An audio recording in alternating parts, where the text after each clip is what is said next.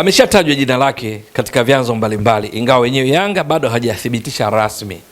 Fredy Juval Ngoma, raia wa Congo Brazzaville. Yeye ndiye kiungo ambaye anatajwa kwamba ndio namba 6 mwenyewe. Huyu kiuchezaji yeye ni nambari 6. Nambari 6 wa shoka. Nambari 6 haswa ambaye katika michuano ya klabu ya CAF iliyomalizika hivi karibuni 2025-2026 ni miongoni mwa wale ambao waling'ara sana katika eneo la kiungo. Ndio, kwa sababu alikuwa katika klabu ya Olympique de Safi ya kule nchini Morocco, ambayo kwenye ligi kuu ya Morocco iliteremka daraja kwa sababu haikuwa na kiwango kizuri timu. Kwenye kombe la shirikisho barani Afrika CAF, Olympique de Safi ni miongoni mwa timu ambazo zilifanya vizuri sana. Ilienda mpaka hatua ya nusu finali, ikatolewa na USM Alger waliokuja kuwa mabingwa wa michuano ya CAF kwa msimu uliomalizika 2025-2026. Na tena walitolewa kikanuni kwa sababu hawakufungwa. Mechi mojawapo wakiwa ugenini walitoa suluhu, wakiwa nyumbani walitoa sare ya 1-1. Kwa hiyo bao la ugenini walilonufaika USM Alger ndilo lilowafanya waende fainali ambako wakaenda kutoa ubingwa wa michuano hiyo. Sasa katika safari yao yote kwenye ligi kuu ya Morocco, timu yake kama nilivyotoka kueleza, kati ya timu 16 za ligi kuu ya Morocco, yenyewe iliteremka daraja kabisa kwa sababu ilikuwa ndio timu ya mkiane. Mechi 30 haikuwa na chamana ilichofanya. Kwenye mabao ilifunga mabao 24, imeruhusu mabao 42. Ikawa imeteremka daraja moja kwa moja. Sasa mwingine anaweza kuhoji, inakuwaje kiungo wa timu iliyoteremka daraja halafu anatajwa kuwa ni bora na ndiye anahusishwa na wananchi Yanga? Ukienda kwenye small details ndipo utakapoona kwamba yeye Fredy Juval Ngoma kama mchezaji binafsi, kile ambacho alikuwa anatumwa na benchi la ufundi kukifanya uwanjani kwa kiasi kikubwa alikifanya haswa, ingawa matokeo ya jumla ya timu hayakuwa mazuri, kwa sababu Olympique de Safi ni timu ambayo kwenye ligi kuu ya Morocco ilikuwa ya kushambuliwa muda wote, haikuwa na performance nzuri na hasa katika eneo la umaliziaji. Lakini pia kwenye michuano ya kombe la shirikisho alipambana haswa kutekeleza wajibu wake, na ndio maana haishangazi kuona anahusishwa na timu nyingi. Yanga ndio ambayo timu latest inahusishwa naye kwa hivi sasa. Huyu kama nilivyotoka kueleza awali ni raia wa Kongo, umri wake ni miaka 28 kwa sababu alizaliwa Novemba 24 mwaka 1997. Gule yenye nguvu zaidi la kulia. Katika timu ya taifa ya Congo Brazzaville amekuwa akiitwa na rekodi zinaonyesha ameshawahi kuichezea, na hasa kwenye michuano ile ya kuwania kufuzu kwa fainali za kombe la dunia zilizomalizika kule nchini Marekani, Mexico na Canada hivi karibuni. Kwa hiyo ana exposure ya kutosha. Kwenye ligi kuu ya Morocco, kwenye small details, iko hivi: mechi 30 za Olympique de Safi, yeye alicheza mechi 27. Kwenye mechi hizo akiwa kama kiungo ukabaji, mwenye nidhamu sana katika eneo lake, akiwa pamoja na miongoni mwa manahodha wao Suleiman El Mudani, alikuwa akitoa fursa kwa nahodha wao El Mudani kusogea mbele wakati wanakwenda kushambulia, anaungana na mabeki wao kuhakikisha wanakuwa salama, na akawa akifanya vizuri sana. Na sifa yake ni kwamba ana uwezo mkubwa wa kupoka mipira kutoka kwa wapinzani pasi na kusababisha madhara. Yeye hana sifa ya kubutua mipira, ingawa eneo lake la safu, eneo lake la kiungo cha ukabaji wakati mwingine uhitaji kufanya hivyo, na hasa pale anaporudi nyuma na kuwa kama miongoni mwa mabeki wakati. Sifa yake nyingine ni mzuri katika kutoa pasi zinazofika. Yeye ndo anachezesha timu eneo la kati. Sifa nyingine, pasi hizo kwa kiasi kikubwa hufika. Sifa nyingine, huwa hachezi faulo, anacheza only when necessary. Yani faulo anacheza pale tu inapobidi, kwa sababu ana kipaji kikubwa cha kusoma mchezo, kuwahi mpira na kwenda kukamata. Namna anavyozunguka na mpira eneo la kati, excellent. Anavutia sana na ni mtu wa kazi, haswa pale ambapo anashambuliwa, lakini kazi yenyewe huwa ni nadra kucheza faulo. Iko vipi? Kwenye michezo 27 alizocheza, alipoka mipira kutoka kwenye himaya ya wapinzani kurejea katika timu yake mara 235. Sasa mwenyewe unaweza kufanya calculation, unaweza kufanya ukokotoaji. Mechi 27 halafu anapokonya mipira mara 235. Ndiye mchezaji aliyeongoza kwa jukumu hilo. Bahati mbaya sana timu yake ikawa ikimwangusha. Lakini sio hilo, kwenye utoaji wa pasi akiwa yeye ndo mchezesha timu, alipiga pasi 1095, zikafika pasi 953. Utaona hapo ni ufanisi, passing accuracy wa around asilimia 87. Lakini sio hilo tu, yeye wakati mwingine anafanya majaribio, lakini nadra, kwa sababu mara nyingi kwenye mfumo uliokuwa akiutumia wa 4-2-3-1 wanapokwenda kushambulia, yeye anakuwa mara nyingi yupo karibu na kati ya mstari wa uwanja pale katikati. Kwenye duara ndipo anapocheza zaidi, akiwa ndiye anayedictate mechi, mpira uende kushoto kulia, yani zile za kina Khalid Aucho Dokta ndio namna yake, au Alonso hizi zile akiwa Real Madrid, akiwa Liverpool, yeye amekuwa akifanya hivyo. Lakini kwenye faulo, kwa mfano, uthibitisho kwamba yeye si mcheza faulo sana ni kwamba amecheza faulo 14 katika mechi zote 27 za ligi kuu ya Morocco, lakini yeye amechezewa faulo 27. Unaweza ukaona ni mtu wa kazi, lakini kazi zake ni very smart. Mara chache kumkuta akicheza faulo ambazo matokeo yake zinafanya timu yake iwe salama, kwa maana kwamba hakuna faulo za hatari wala yeye kupata kadi, kwa sababu yuko smart sana. Anajivunia uwezo wake wa kufanya interception na kufanya clearance pale panapobidi, kwa sababu mara nyingi kwenye interception excellent.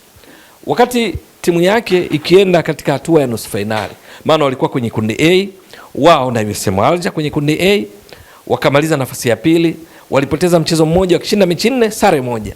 Wakiwa away kwenye mechi za hatua ya makundi hawakupoteza mchezo wote, ndio, lakini nyumbani walishinda 2, walipoteza 1, wakishinda mechi 4 kwenye kundi lao ambalo mwisho wa siku waliosonga mbele kwa hatua ya robo finali walioongoza walikuwa ni USM Alger, alafu wao ukashika nafasi ya pili. Kwenye hatua ya robo finali wakakutana na Wydad Casablanca, ile ya kina Stefan Aziz Ki, ile ya kina Hakim Ziyech. Nini kilitokea? Nyumbani walitoka sare ya 1-1, away wakatoka sare ya 2-2. Kwa hiyo wakasonga mbele hatua ya nusu finali kwa faida ya bao la ugenini. Kwenye mechi hiyo muhimu sana iliyowapeleka nusu finali dhidi ya Wydad Casablanca, wachezaji waliong'ara sana kwenye mchezo huo. Aliongoza alikuwa ni Mohamed Mufid, beki wa kulia wa Wydad, kwa alama 7.5. Wa pili alikuwa yeye, alama 7.3. Eneo la kati akiwa na nahodha wake Sufian El Mudan, waling'ara sana. Sasa wakwenda kwenye nusu finali ndipo kakutana na USM Alger, timu ambayo walikutana nayo kwenye hatua ya makundi, kumbuka, kwenye kundi la A. Kwenye mechi ya nyumbani kwao iliisha kwa sare ya 1-1. Halafu away, kwa maana kule nchini Algeria wakicheza dhidi ya USM Alger, iliisha kwa suluhu. Matokeo yake lile bao la ugenini walilolipata USM Alger kule nchini Morocco likawafanya waende fainali kwa sababu ya kanuni. Yeye bado alikuwa ameng'ara sana, na kwa ujumla wake yule ambaye anashangaa kwa nini mchezaji huyu kiungo nambari 6 anahitajwa kwamba alionyesha kiwango cha juu mno miongoni mwa viungo bora hivi sasa barani Afrika, halafu timu yake imeteremka daraja. Hizi small details wacha nikuongezee. Kati ya wachezaji wote walioshiriki michuano ya kombe la shirikisho barani Afrika CAF msimu wa 2025-2026 kwa kazi data ya CAF wenyewe, walioongoza kwa kufanya interception, kwa maana kuingilia mpira wa wapinzani wakati wanapasiana, mmoja kumpelekea mwingine kabla mpira haujafika kwenye destination kule unakoelekezwa. Yeye anazidi maarifa, anakwenda kucheza, ama mpinzani anajaribu kudribble mpira, kupiga chenga, anamzidi maarifa, anaenda kucheza mpira, ama mpinzani anajaribu kutuliza tu mpira, yeye anafika na kucheza mpira pale eneo la kati. Yeye ndio namba 1 kati ya wachezaji wote, ingawa timu yake iliishia hatua ya nusu finali, haikufika finali. Ni kwa sababu alifanya interceptions mara 17. Hakuna mchezaji aliyefanya interceptions nyingi kama yeye katika michuano iliyomalizika 2025-26 ya kombe la shirikisho, ambayo mabingwa ni USM Alger, wao walishia nusu finali. Lakini sio hayo tu, kwenye timu yake yeye ndiye miongoni mwa wale waliofanya tackling nyingi. Tackling, ndugu mtazamaji wa Mbwaduke Stats Sport Next Level, ni kuingia uvunguni mwa mpinzani, kucheza mpira pasi na kusababisha madhara kwa maana ya faulo. Alifanya tackling 15 katika mechi 9 alizocheza, lakini ukiongeza na interceptions 17, zote hizo ni defensive actions, matukio ya kiulinzi. Clearances, ona maajabu sasa. Kubutua mipira, yeye alibutua mipira mara 6 tu, kwa maana kwamba analingia zaidi uwezo wake wa kusoma mchezo, kuwazidi maarifa wapinzani na kuwini mipira pasi na kuibutua, kwa sababu akipata mali anaituza.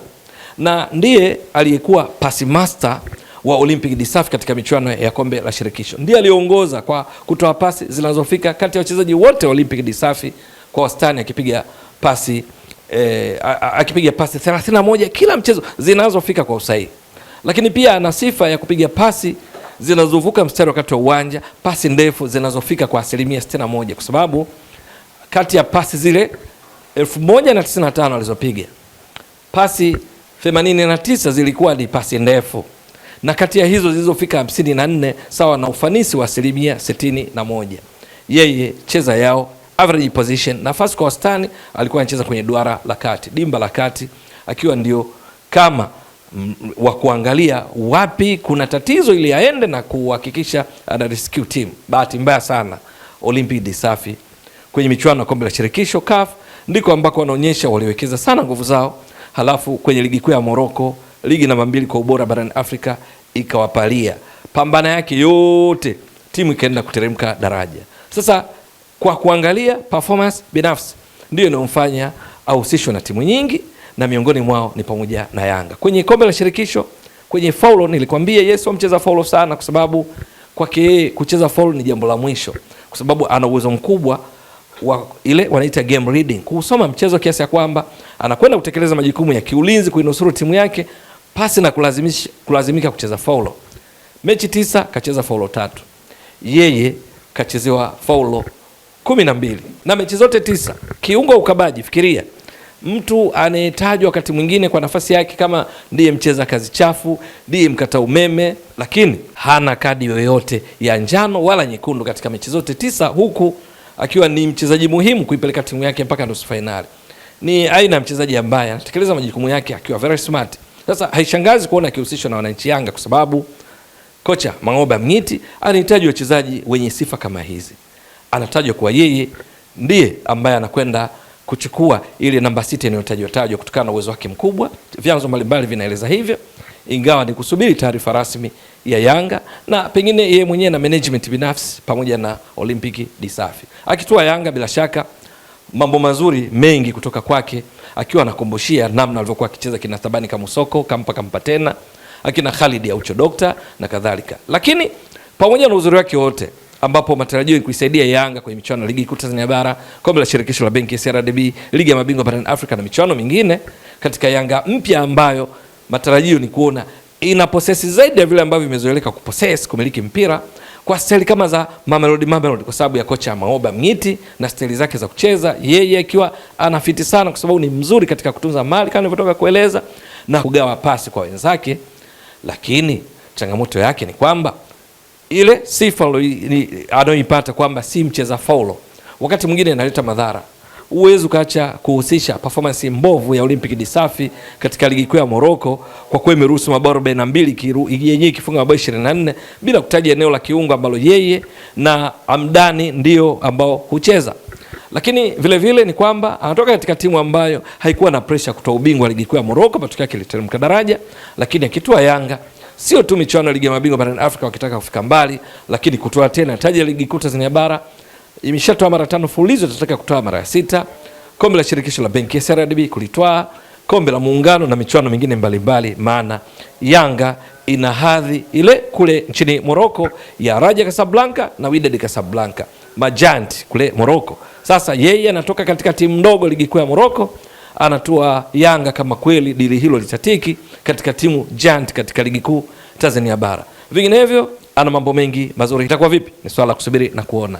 Mtazamaji wa Mbwaduke Stats Sport Next Level, endelea kuunga mkono channel hii kwa kuhakikisha una subscribe, una share, una like na kucomment. Mwasilishaji wako ni mimi Ramadhani Mbwaduke almaarufu kama Mzee wa Data. Shukrani jazilan. Bye bye.